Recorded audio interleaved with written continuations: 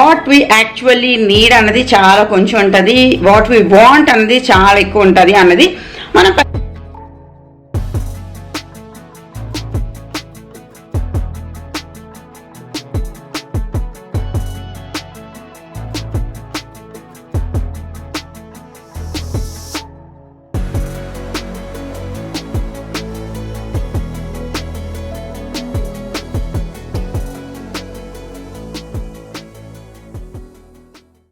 Friends welcome to my channel. ఎలా ఉన్నారు, ఏం చేస్తున్నారు? కామెంట్ సెక్షన్లో నాతో షేర్ చేసుకోవడం అస్సలు మర్చిపోవద్దు. చూస్తుండగా ఇయర్ కూడా కంప్లీట్ అయిపోయింది, అంటే మనకి మళ్ళీ ఒక కొత్త ఇయర్ రాబోతుంది అనమాట. సో ఈ మంత్ అన్నది మస్ట్ హ్యాపెనింగ్ మంత్ అనమాట. మనకి క్రిస్మస్ వైబ్స్ ఉంటాయి, న్యూ ఇయర్ వైబ్స్ ఉంటాయి. ఏదైనా కొత్త రిజల్యూషన్స్ ఏమైనా తీసుకోవాలి అనుకుంటే ఒక 1 month ముందు నుంచే మనం ప్రాక్టీస్ చేయొచ్చు. ఏ అలవాటైనా 21 days లైన్గా చేస్తే మనకి అది మన లైఫ్లో ఒక భాగంగా మారిపోద్దంట. అది కనుక మీరు ఏవైనా మంచి హ్యాబిట్స్ నేర్చుకోవాలి అనుకుంటే this is the perfect time అనమాట. January 1st నుంచి స్టార్ట్ చేయకుండా డిసెంబర్లోనే స్టార్ట్ చేస్తామంటే January వచ్చేసరికి అదొక అలవాటుగా మారి it will be a part of our life అండి. సో డిసెంబర్లోని నాకు ఎప్పుడు ప్రతిసారి క్రిస్మస్ న్యూ ఇయర్ టైంలోని మంచి మంచి గిఫ్ట్స్ అనేవి వస్తాయి. మోస్ట్లీ ఎక్కువ గిఫ్ట్స్ ఏమి అంత యూస్ఫుల్ అవ్వవు, లైక్ చాలా వియర్డ్ గిఫ్ట్లు అన్నీ వస్తూ ఉంటాయి అన్నమాట. సో బట్ ఈసారి నాకు జూక్ కంపెనీ నుంచి ఒక మంచి మస్తు గిఫ్ట్ వచ్చింది, అది నేను మీతో షేర్ చేసుకోవాలని అనుకుంటున్నాను అనమాట. జూక్లోని మీరు చూస్తే మంచి మంచి హ్యాండ్ బ్యాగ్లు, తర్వాత ఫుట్ వేర్, తర్వాత ఇవన్నీ మంచి ఉంటాయండి. ల్యాప్టాప్ బ్యాగ్స్ ఇవన్నీ బాగుంటాయి అనమాట. ఈ ఫుట్ వేర్, ఈ బ్యాగ్స్ ఏంటి అంటే స్టైలిష్ అండ్ ట్రెడిషన్ని కలిపి మిక్స్ చేసినట్టు ఉంటాయి అనమాట. చాలా ఎథనిక్గా ఉంటాయి, చాలా క్లాసీగా ఉంటాయి. నేను కింద వెబ్సైట్ స్క్రోల్ చేస్తాను, ఇక్కడ మీరు ఒకసారి చూస్తే మీకే తెలుస్తుంది. ఇంతకుముందు నాకు హ్యాండ్ బ్యాగ్ కూడా తీసుకున్నాను, గుర్తుందా? అది నేను మా మమ్మీకి గిఫ్ట్ ఇచ్చాను అనమాట. అండ్ ఇప్పుడు మనం ఫుట్ వేర్ చూద్దాం.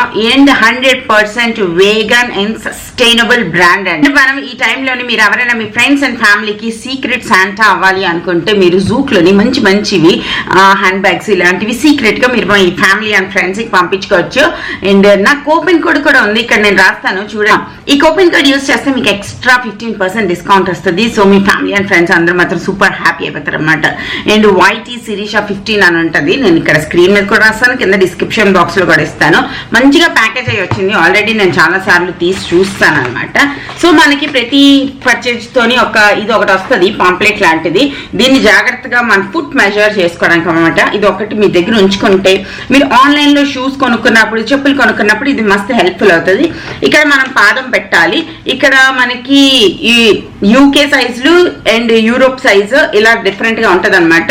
మనకి ఎప్పుడైనా చెప్పులు కొంటున్నప్పుడు అక్కడ అడుగుతుంది కదా యూకే 7, 8 or 9 లేదా యూరోప్ది 41, 42 అలాగా. సో మనం ఎలా కావాలంటే అలాగా మెజర్ చేసుకుని మనము మన పర్ఫెక్ట్ సైజ్ అన్నది తీసుకోవచ్చు. అండ్ నాకు వచ్చేసి దీస్ బ్యూటిఫుల్ జుత్తి చెప్పులు అంటాం కదా, అలాంటివి వీళ్ళు నాకు పంపించారు. These are so classy.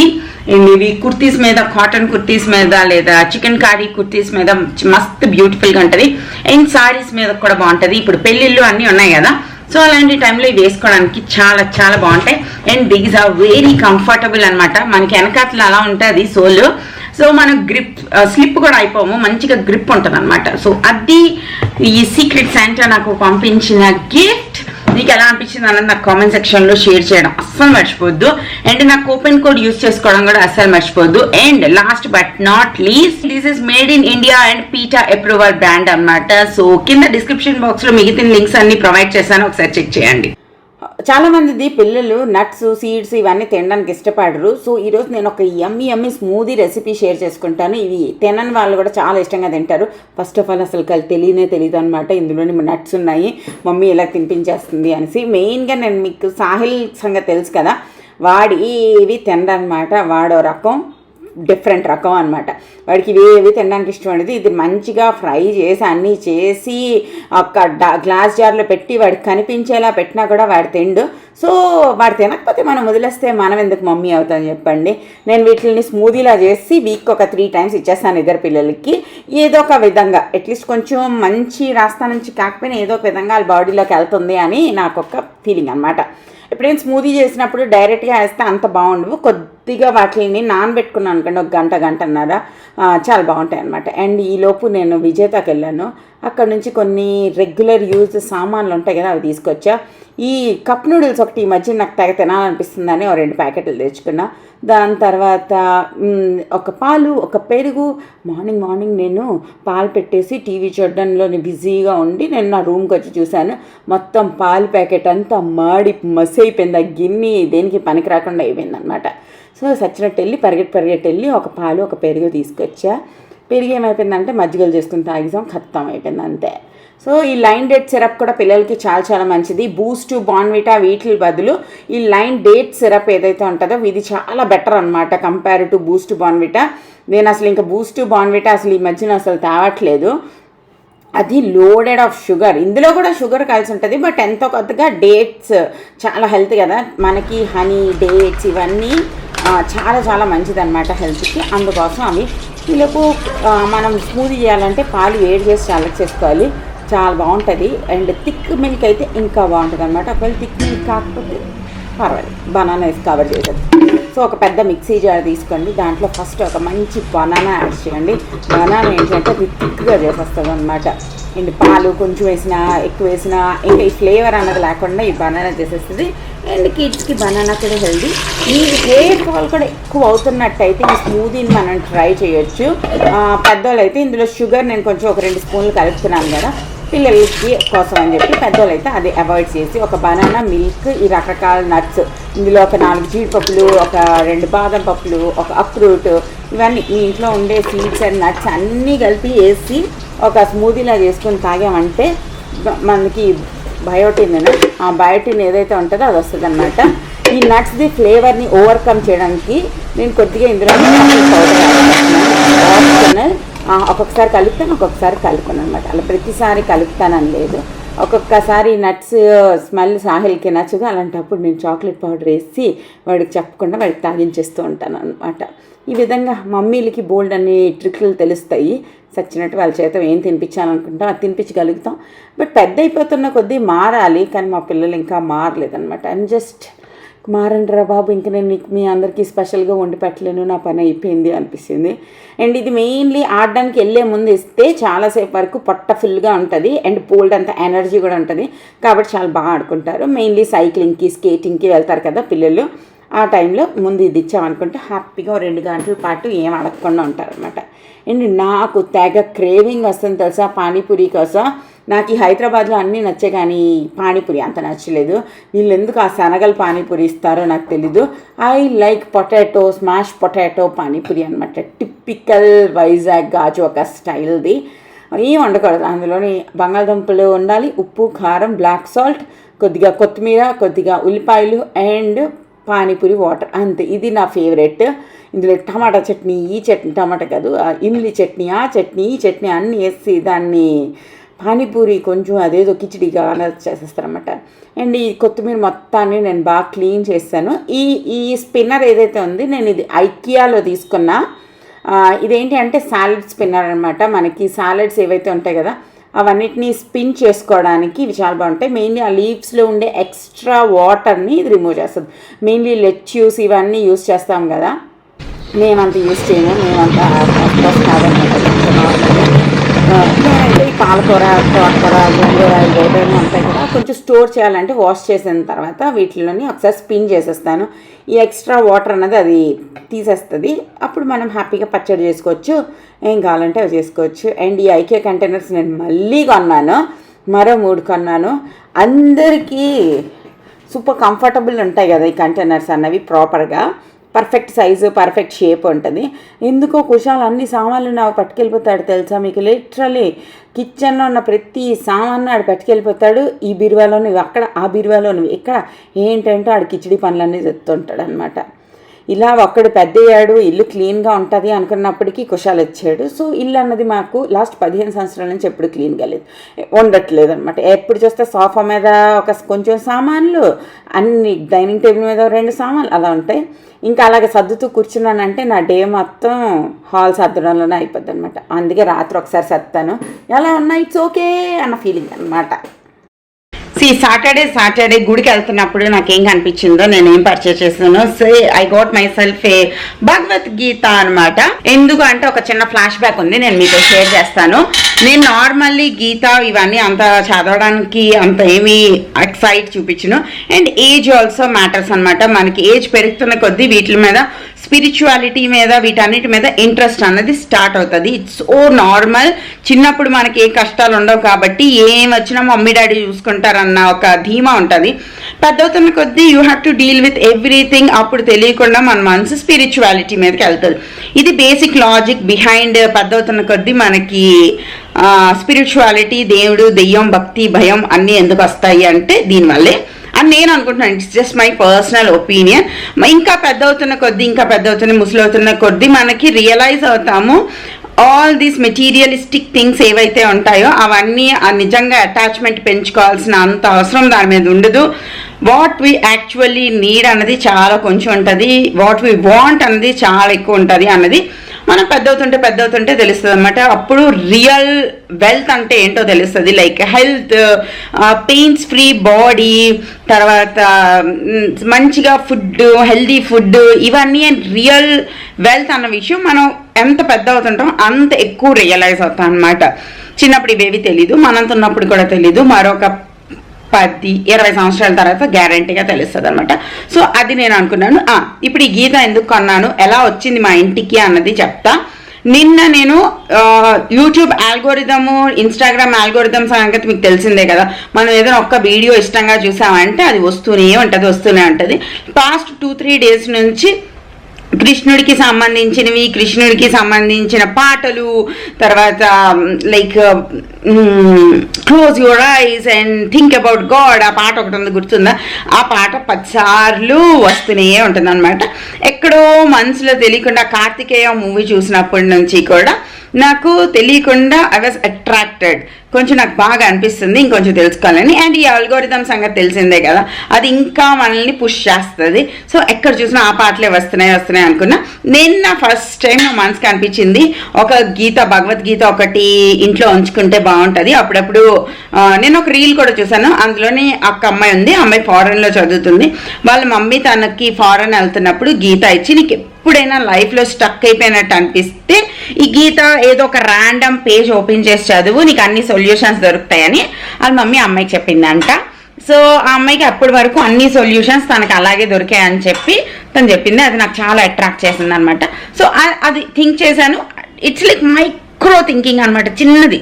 Like not even 5 seconds కోసం కాదు, ఒక 1 సెకండ్ కోసం గీత ఈసారి చదివితే బాగుంటుంది అనుకున్నాను. అయిపోయింది అనమాట, ఆ స్టోరీ అయిపోయింది. నేను మర్చిపోయాను ఆ సంగతి కూడా. లైక్ జస్ట్ ఫ్రాక్షన్ ఆఫ్ సెకండ్స్లోనే అదంతా అయిపోయింది.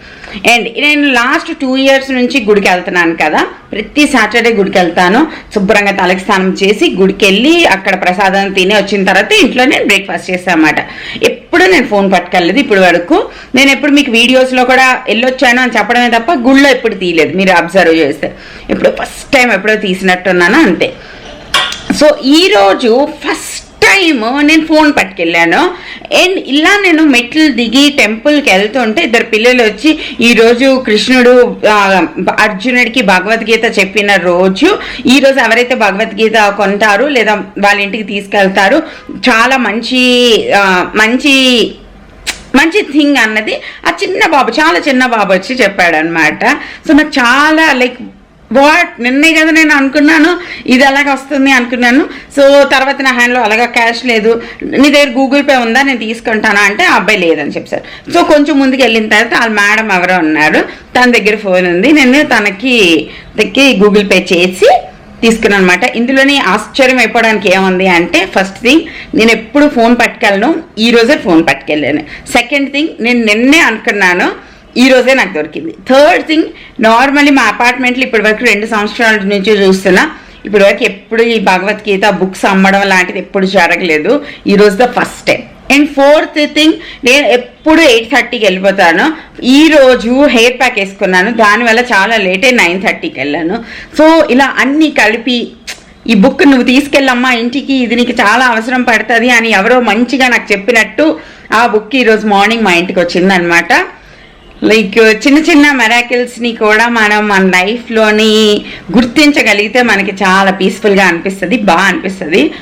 ఆల్మోస్ట్ నేను 5 నిమిషాలు మీ అందరికీ నా భగవద్గీత స్టోరీ చెప్పాను. ఎవరికైనా ఓకే ఇంట్రెస్టింగ్ అనిపిస్తే బాగుంటుంది, ఎంత బోరింగ్ది చెప్పామనిపిస్తే నేనేం చేయలేను అనమాట. అది ఇప్పుడు నేను వంట స్టార్ట్ చేశాను. ఆల్రెడీ అన్నం పెట్టాను, బీరకాయలు ఉంటే బీరకాయ కర్రీ చేస్తున్నాను. మష్రూమ్స్ ఉన్నాయి, అవి పాడైపోతున్నాయి. లైక్ 3-4 డేస్ అయిపోయింది అవి ఇంటికి తెచ్చి. సో అవి తొందరగా వండేయాలి, ఇంకా రేపు ఎల్లుండికి అవి ఇంకా ఉండవు అనమాట. సో అవి కూడా వండేస్తాను. పప్పు నిన్నటిది ఉంది బోల్డ్ అంతా. So will eat that. ఇంకేంటుంది అంతే. So simple lunch. Saturday lunch is vegetarian అన్నమాట. అది దాని తర్వాత లెట్స్ గెట్ స్టార్టెడ్.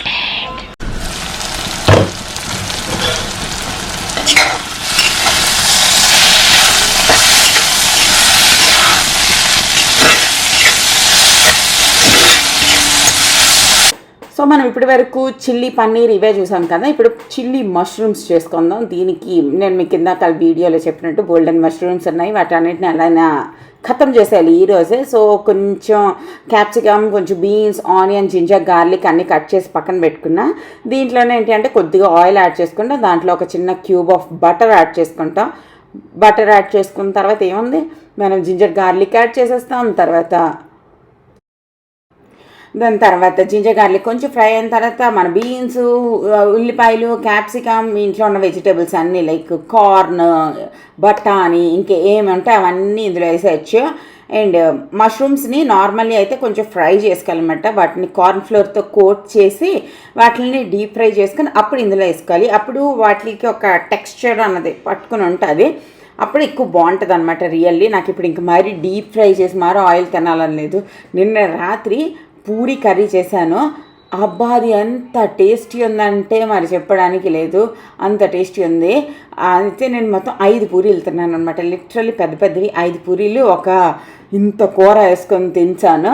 అది కూడా క్రిస్పీ పూరి, రోస్ట్ పూరి అంటాం కదా అది.